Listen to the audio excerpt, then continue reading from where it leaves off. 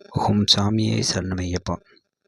ஆன்லைனில் முன்பதிவு செய்தும் சபரிமலைக்கு வராத 15,000 பேர் அப்படின்னு சொல்லி ஒரு செய்தி வெளியாகிருக்கு. அதை பற்றி தான் இன்றைக்கான வீடியோவில் உங்களுக்கு சொல்ல போகிறேன்.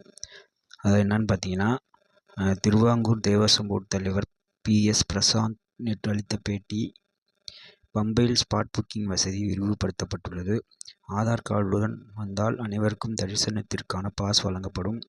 இருமுடி கட்டில் பாலித்தீன் பொருட்கள் தவிர்க்க வேண்டும் என்றும் தந்திரியும் தேவசம் போர்டும் வேண்டுகோள் விடுத்தும் தொடர்ந்து அதிக அளவில் பாலித்தீன் வருவது கவலைக்குரிய விஷயமாக இருக்கிறது. அரசு தேவசம் போர்டு நடவடிக்கையால் 9 நாட்களாக தரிசனம் சுமூகமாக நடைபெறுகிறது. மொத்தம் 6,12,290 பேர் தரிசனம் செய்துள்ளனர். இந்த 9 நாட்களில் நேற்று முன்தினம் 84,000 பேர் வந்தபோதும் அனைவரும் நல்ல தரிசனம் செய்து திருப்தியாக திரும்பினர். இதனால் ஆன்லைன் முன்பதிவு எண்ணிக்கை கூட்டும் எண்ணம் தேவசம் போர்டுக்கு இல்லை. தேவைப்படுபவர்கள் பம்பையில் ஸ்பாட் புக்கிங் அனுமதி வழங்கப்படும். தேவைப்பட்டால் பம்பையில் ஸ்பாட் புக்கிங் கூடுதல் கவுண்டர்கள் திறக்கப்படும். ஆன்லைன் முன்பதிவு செய்தவர்கள் வர முடியாத பட்சத்தில் அதை ரத்து செய்ய சம்பந்தப்பட்டவர்களுக்கு குறுஞ்செய்தி அனுப்பப்படுகிறது. ஆனாலும் ஏராளமானோர் அதை ரத்து செய்வதாக தெரியவில்லை. தினமும் 10 முதல் 10,000 பேர் 15,000 பேர் வரை வராமல் இருக்கின்றனர். இது வேண்டுமென்றே திட்டமிட்டு யாராவது செய்கின்றனரா என்று சந்தேகம் ஏற்படுகிறது.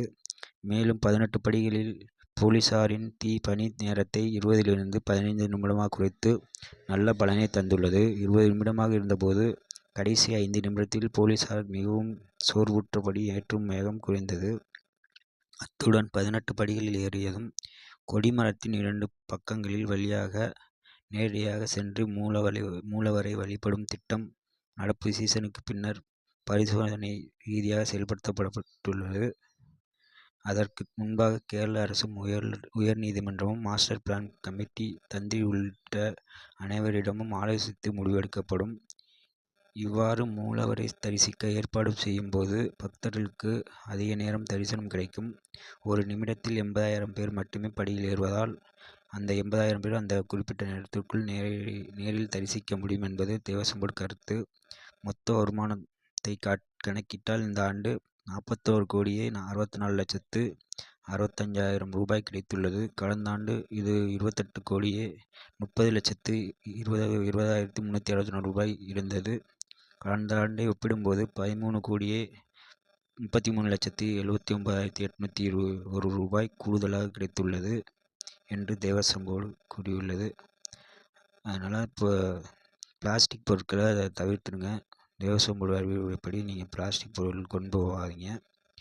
ஓம் சாமியே சரணமையப்பா. இது போன்ற சபரிமலை தகவல்களுக்கு என்னோடய சேனலை சப்ஸ்கிரைப் பண்ணி வச்சுக்கோங்க. கூடவே பெல் ஐக்கான் இருக்கும், அதையும் கிளிக் பண்ணி ஆளுங்கிற நோட்டிஃபிகேஷனை செட் பண்ணிக்கோங்க. நன்றி, வணக்கம்.